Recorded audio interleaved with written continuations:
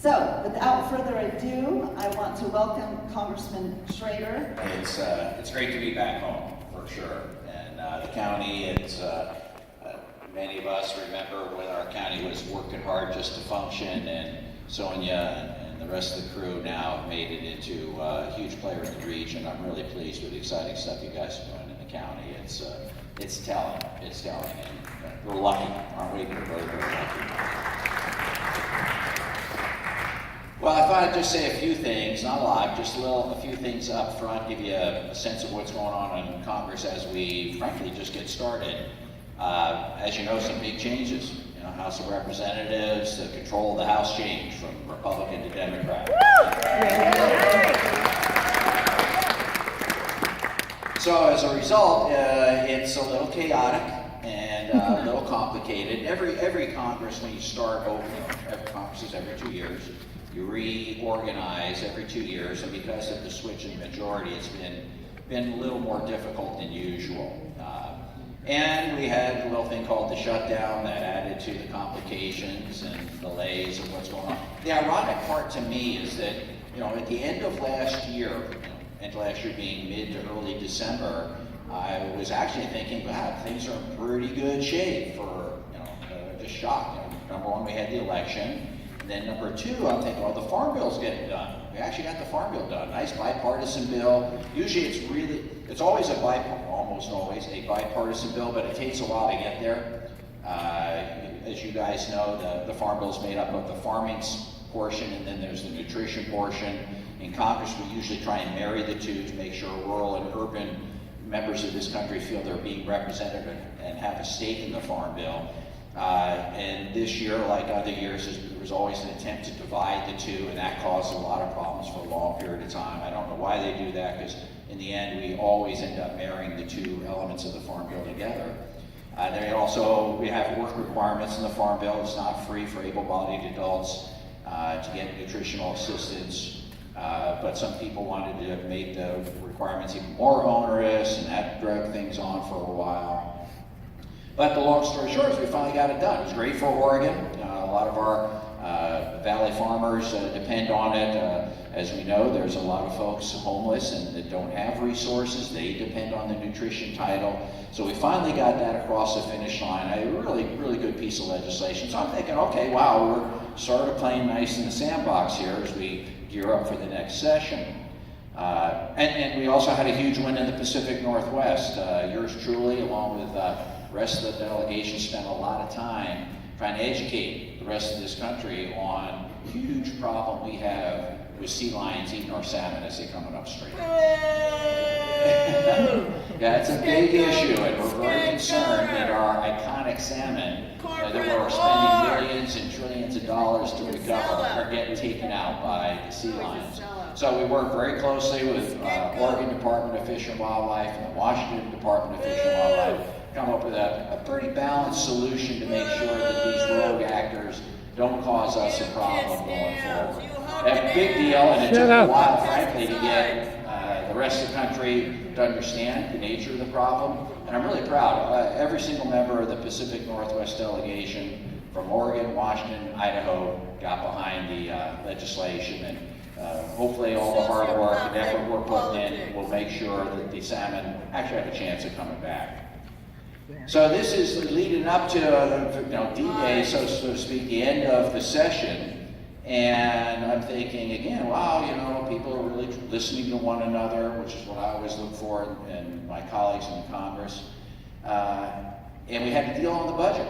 I thought, gosh, we got 75% of the actual budget done September 30th, which is when we're supposed to. It's one of the first times in 20 years that we were able to actually do that. But we had about 5-6 other bills that make up 25% of the budget that we couldn't quite get finalized. And I thought, well, okay, we'll figure this out. And sure enough, here we're getting ready to leave Congress in mid-December, and Republicans, Democrats agreed. We thought we had agreement with the White House for continuing some discussions on the border and in Homeland Security. All the other budgets, transportation, ag, etc., were all in good shape. And then the president watched TV. And unfortunately, Mitch McConnell was just fit to be tied and decided he would not sign that particular appropriation budget. And that throws, you guys know all too well, America into a real crisis. And I think many of us may not have felt it immediately, but I can tell you a lot of federal workers felt it immediately. I went up and visited the TSA folks and spent time with them and the air traffic controllers and listened to stories from many federal workers that I don't think a lot of America understands are so integral to our personal lives, even if you're not a federal worker. And we were on the cusp. I've heard many stories that the 30, 35-day shutdown, that if we had gone another 2 weeks, you would definitely have felt it in a hurry. You would definitely have felt it in a hurry. Trying to get good policy across the finish line, get these grant requests through, making sure that your permits and interests is being taken care of, the state parks, national parks, excuse me. It's a big deal. And ironically, after all the falderall and all the hoopla, we ended up with almost exactly the same budget deal we agreed to back in December. Now that's a shame. The United States government should shut down for anything. So I'm hoping that the folks in DC, both Republican and Democrat, hopefully the White House a little bit, got a sense of reality about what they can and can't do with regard to the American people. The American people depend on Washington, D.C. to show a little leadership and show that they actually care. We do have a national security issue, apparently, according to the president, that some of us are pushing back on. He doesn't get the message. And I will say up front here that I certainly respect the office, but I think he does not understand it is Congress that decides the legislation that we do and where our money goes, not the President. So we're going to have to deal with that in the coming weeks. We can talk about that if you'd like. So the last comment I guess I'd make is that I'm still on the Energy and Commerce Committee, as something alluded to. Since we're in the majority, I've had to take on some more responsibility because there are more Democratic members on the committee. The Republicans, they had a big problem. They had to actually remove members because with the ratios of the parties changing in Congress, the majority party gets a few extra seats on these committees, and the minority party has to take some people off if they were previously in the majority. So I'm on the healthcare subcommittee. We've worked hard in that arena because Oregon's a leader in that arena. We made a conscious effort coming to Congress and being on the committee, make sure that we're leading on the committee. We're also on the energy subcommittee, and we're on the telecommunications subcommittee. Net neutrality is a big deal. Hopefully we're going to be able to do something on that coming up. And certainly energy policy pervades everything we talk about here in the Pacific Northwest, trying to move our country and the rest of our colleagues to a more renewable energy future given the threats of climate change. So it's going to be exciting, going to be a lot of hard work. Appreciate coming here and getting the chance to hear from you guys. And with that, let's go to some questions. Senator Schrader, first of all, thank you for being here this morning. We appreciate that. I have one very big question. Will you support Medicare for all?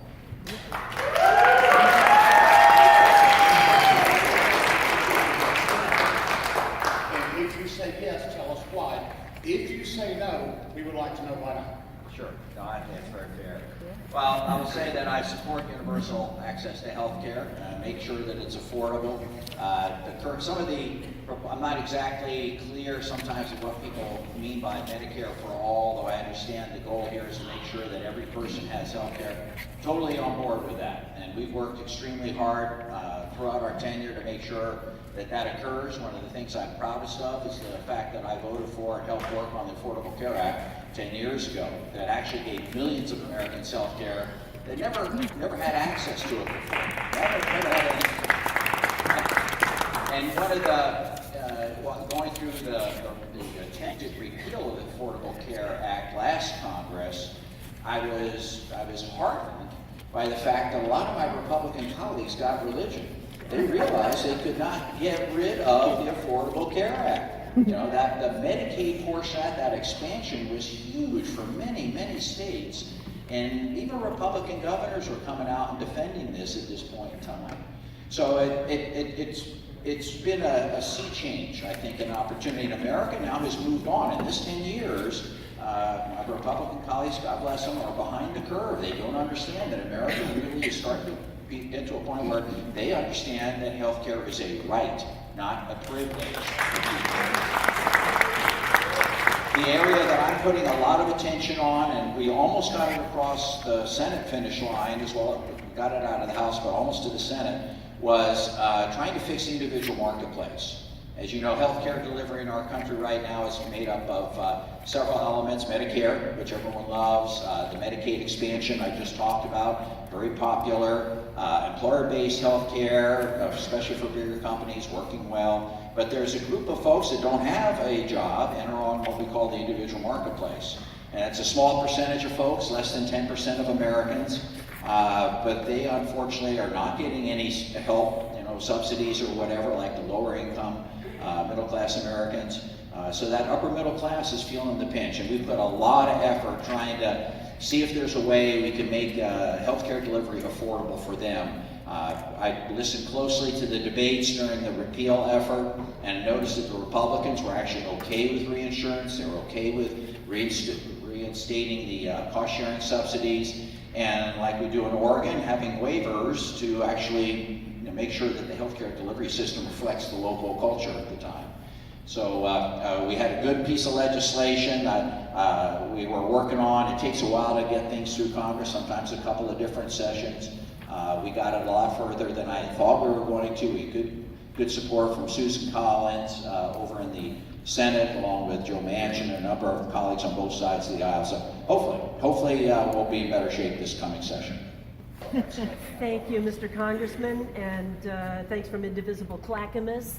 Thank you from everybody here who worked our tails off to get the majority.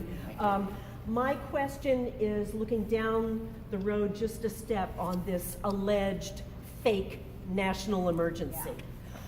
You're on the Problem Solvers Caucus, so can you and will you use your muscle to shove your GOP colleagues toward not just voting for it, but overriding a veto?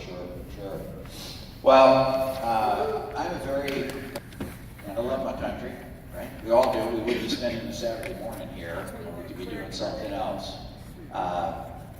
And I am very passionate about the fact that we have a Constitution that has 3 branches of government. Congress that makes the laws, the executive branch that's supposed to enforce what we do on your behalf, and then a court system to, referee what's going on. And nothing gets me more upset than having someone ride over the Congress's ability to legislate. I mean, that's the job you elect us to do. So there's no national emergency. I mean, I could see if we were getting, the towers were being bombed like they did in that horrible 9/11 thing, or some terrible aggression against American troops in a foreign land. I get that, but not when you have families with children just seeking asylum at the United States border. It's a different issue altogether. And the data is crystal clear. I mean, you can argue if you want a wall or not, but the data is crystal clear. There's no crisis. The apprehensions are down. The crisis level, if you will, at the border is down. Certainly, we have a lot of work to do at our ports of entry for trafficking in humans, drug issues, the whole 9 yards. That's fine. But it does not mean a wall needs to be built. I will tell you, I'm a fiscally responsible dude. I get beat up sometimes for being too concerned about that. But that would be a colossal waste of money. Colossal waste of money. People right now are asking to have the opportunity to come to the United States. And we may not agree that all of them should come in to the country, but let's at least deal with that. And that was actually the compromise in the budget. We understand that for some folks, this wall became an iconic issue. And there are some areas, so I was down at the border. I visited the border this last summer.